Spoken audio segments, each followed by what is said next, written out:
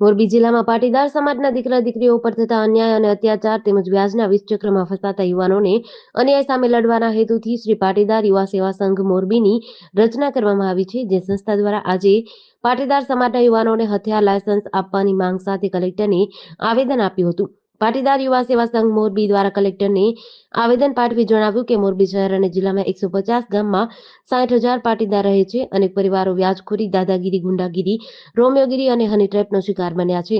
આવા ભોગ બનેલ પરિવારોની સંખ્યા વધી રહી છે. વ્યાજખોરી, દાદાગીરીનો ભોગ બનેલ પરિવાર ખાનગી તે સમાધાન કરી લેતા હોય છે, પરંતુ અમુક પરિવારો તંત્ર પાસે મદદ માટે જાય છે. ત્યારે તંત્રના કેટલાક લોકોને પણ આ ગુંડાઓ સાથે મિલીભગત હોવાથી તે રીતે વર્તન કરીને ન્યાય મળતો નથી. આવડો મોટો પાટીદાર પરિવાર જિલ્લામાં રહેતો હોય ત્યારે છાશવારે વ્યાજખોરી, દાદાગીરી, ગુંડાગીરી જેવા બનાવો બને છે. તંત્રની મદદ ન મળતી હોય, રક્ષક જ ભક્ષક બનતા હોવાથી આવા ભોગ બનનાર પરિવાર ક્યાં જાય તેવા સવાલો પૂછીને પરિવારની સુરક્ષા માટે પાટીદાર યુવાનો જાતે જ આગળ આવીને હથિયાર પરવાનગી માંગે છે. યુવાનોને હથિયાર પરવાનગી આપવામાં આવી તેવી પાટીદાર પરિવારોની સુરક્ષા કરી શકે તેવી માંગ કરી છે. આજે પાટીદાર સમાજના હજારો યુવાનો અહીંયા એકત્રિત થયા છે અને 500થી વધુ અરજી કલેક્ટરશ્રીને આપી છે કે અમને અમારા સ્વરક્ષણ માટે, અમારી માલ મિલકતની રક્ષા માટે, બેન દીકરીઓના રક્ષણ માટે અને ગુંડાગીરી, લુકાગીરી, હની ટ્રેપ, દાદાગીરી, વ્યાજખોરી અને ભૂમાફિયાઓથી રક્ષણ મળે, સ્વરક્ષણ માટે અમને રિવોલ્વરનું લાયસન્સ આપો. એ માંગણી આજે હજારો પાટીદાર યુવાનો અહીં એકત્રિત થઈ અને કલેક્ટરશ્રીને આવેદનપત્રના રૂપમાં આપી છે.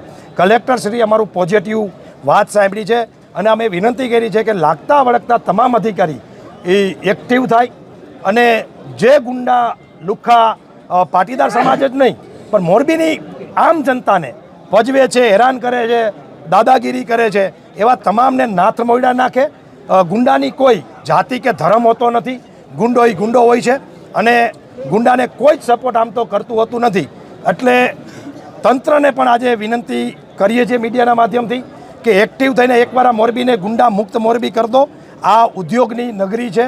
પાટીદાર સમાજ ખાસ વિદેશોથી કરોડો રૂપિયાનું સિરામિકના કારખાનામાં હુંડિયામણ રડી અને ગુજરાત સરકાર અને દેશની સરકારને ટેક્સ ભરે છે.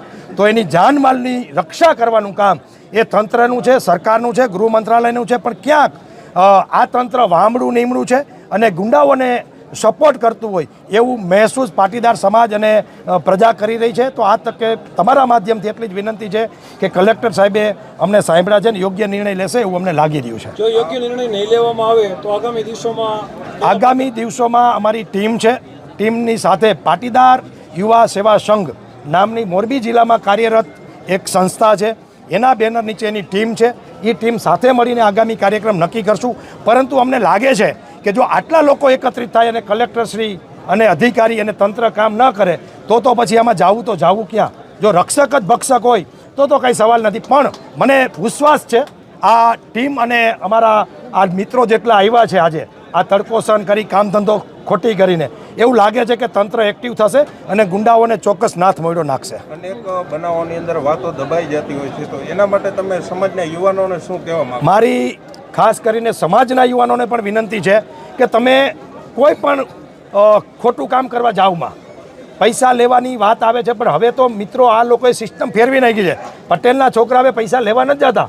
ખોટા ફોન કરીને કહે છે કે તારે 2 લાખ આપવાના છે, તારે 5 લાખ આપવાના છે, મારું મોટરસાઇકલ તોડી નાખ્યો, મારો મોબાઈલ તોડી નાખ્યો, મારી ગાડીમાં તે લીસોટો પાડી દીધો, તું લઈ ગયો છો કેમ નથી દેતો. હવે તો આ તંત્ર ચાલુ કરી દીધું છે.